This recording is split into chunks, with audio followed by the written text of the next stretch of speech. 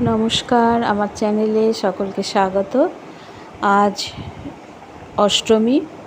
অষ্টমীর দিন সকাল সকাল ঝন্টুদা ঠাকুরের পুজো করেছে খুব সুন্দর করে। এটা শেষদিদের ঠাকুর ঘর। তো অষ্টমী মানেই হচ্ছে লুচি আর ঘুগনি। শেষদি আর ডোনা ওরা দুজনে সকালে স্নান করে পাড়ার প্যান্ডেলে পুষ্পাঞ্জলি দিতে গেছে। তো আমি সেই সময় কিছুটা কাজ আগিয়ে দিচ্ছি। আজ আমরা খাওয়া দাওয়া করে শ্রীভূমিতে ঠাকুর দেখে মেজদির ওখানে চলে যাব। তো শেষদি এসে গেছে।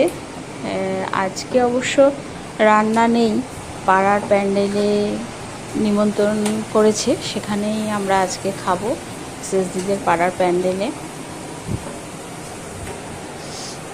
তো শেষদি এই যে ঘুগনিটা খুব ভালো রান্না করে। এমনিতে ঘুগনি আর যে ফুচকা আমরা খাই সেটা রাস্তার ধুলো মাখা না হলে টেস্ট হয় না, কিন্তু শেষদি কিন্তু দারুণ ওগুলো বানায়। ও খুব সুন্দর বানাতে পারে।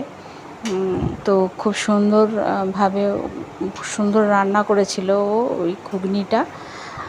আর যেহেতু অঞ্জলি দিতে গেছিলো সেই কারণে একটু দেরি হয়ে গেছে।